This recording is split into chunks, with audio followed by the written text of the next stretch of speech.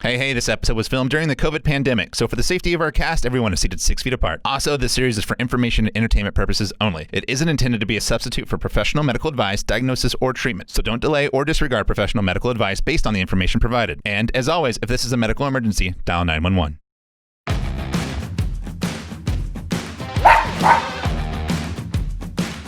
Welcome to Going to Health. For people, from people.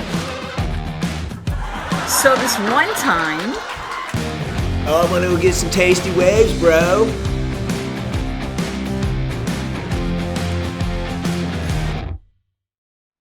have you ever felt so stressed you didn't know what to do? Me too. You know, someone suggested I do yoga to relax and ease the stress, but I found that a burger and a shake from In-N-Out followed by a nap seemed to do the trick. Not sure my co-hosts Haley Murphy and Carlos Castro III would agree with me, since Haley is a nurse and Carlos is an athlete. So I'm so excited to hear how they deal with life stressors. Thank you for joining us on today's episode of Going to Health, where we are going to talk about stress and anxiety, which just saying out loud gives me stress and anxiety. Who knew? Today I would like to introduce Dr. Patricia Latufo.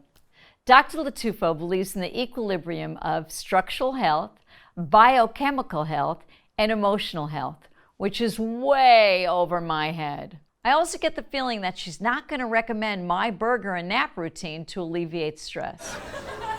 Anyway, can you tell us a little bit about you and your practice? Yes, so I am a chiropractor and my practice is in La Jolla. And I'm originally from Brazil. I've been here for about 22 years. Yeah. And, I'm a wellness well-being doctor. So I see all different cases and we're always trying to find ways of helping people achieve their goals and feel better and just feel great about themselves. That's what I do. Nice. You know, so many people are going through anxiety and stress right now. And I've heard even with people, they're starting to grind their teeth more because they're so nervous and they don't know how to handle it. What would you recommend for that? Yeah, we see a lot of patients actually with TMJ issues and grinding and so on. So there are many different ways we can address stress and actually what is the source of stress. So we try to do a little investigating and first find out what is causing it, what type of stress it is. Is it already something that became physiological or psychological? What are the signs and symptoms? And then there's different ways of addressing it. From, working on their spinal health or just helping them with techniques such as meditation, mindfulness, exercising, or just alone improving the diet and can cause a huge impact on decreasing stress in the body. Right. Haley, do you meditate? I sometimes do. I don't do it as much as I'd like to do. Right. But definitely it's a part of a holistic practice that I like to do to also encompass my healthcare. Yeah. I do think that there's a strong link between both Eastern medicine and Western medicines and general well-being. So I'm really interested to learn in where you see people coming in with the most stress today and how they're coping with it both on their own and how you help guide them through the practice of de-stressing. Yeah, just a little general information. So stress is in the rise. Throwing some numbers, about 75% of the population now reveal some increase or feeling under stress with all that. Stress is a natural, normal thing. The problem is when the stress becomes to a point where the body is no longer adapting. Lately, the parents trying to juggle work and kids at home, so that has been a major cause of stress. You feeling that way, Carlos? Yeah, I have a 15-year-old son right now. He's actually doing online courses, and it is different and interesting that, I'm working from home as well, and then he's also learning classes online. It's kind of like, I've never experienced anything like that, As a parent, it's like, I was like, yes, kindergarten, see ya. Out. It was like 6-7 hours of just, work and just me time. Yes. So now, it's an interesting dynamic that I have right now in my household. One thing that I always say, there's two ways you can manage it or control stress. You can either remove some stressors in your life, or you can improve your capacity to handle things. So having a schedule. I know nurses, actually a lot of the nursing boards and administrations have share different techniques and online programs to kind of help de-stress and Right. de-escalate Uh-huh. the stressors. But what do you preach? Yeah, for me, it's all about present time awareness and self-awareness.